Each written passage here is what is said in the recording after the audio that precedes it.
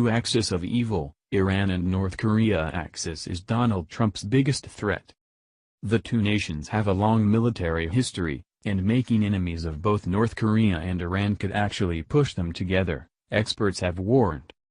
During the U.S. President's address in Seoul on Wednesday, he called on North Korean dictator Kim Jong-un to abandon his nuclear weapons program and engage in talks, and issued a dire warning to the leader of rogue nation, saying, "Do not underestimate us, and do not try us." In the Middle East, Mr. Trump wants to walk away from the Iran nuclear accord, in a bid to stop Iran from being armed with nuclear weapons.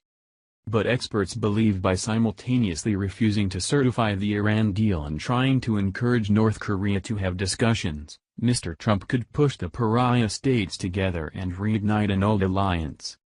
The U.S. president's efforts would undermine his administration's attempts to strike a deal with Kim over nuclear and missile testing.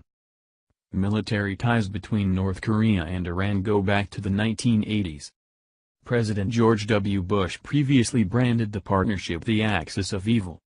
If the two nations rekindled a collaborative military relationship, it could deepen the crisis in the Middle East and encourage countries around Iran to acquire their own weapons in response. Dr. Jeffrey Lewis, director of the East Asia Non-Proliferation Program at the Middlebury Institute of International Studies at Monterey in California, told CNBC this scenario is not far-fetched or far off. He said, "If we walk away from this deal with the Iranians, they can do everything North Koreans have done and more. And they can do it much, much faster." Back in the 80s, Iran was locked in conflict with Iraq, and North Korea supplied Iran with hundreds of Scud ballistic missiles. As time went on, the two nations shared technical information on developing ballistic missiles, and many high-ranking Iranian scientists and military officers have reportedly attended and observed many of North Korea's missile and nuclear tests over the past 2 decades.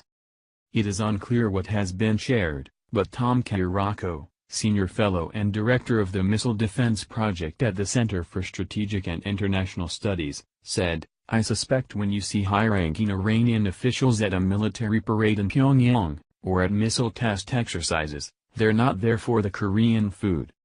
North Korea will be watching closely to see how the Trump administration proceeds with the Iran nuclear deal, and watch how the U.S. government could renege on its promises.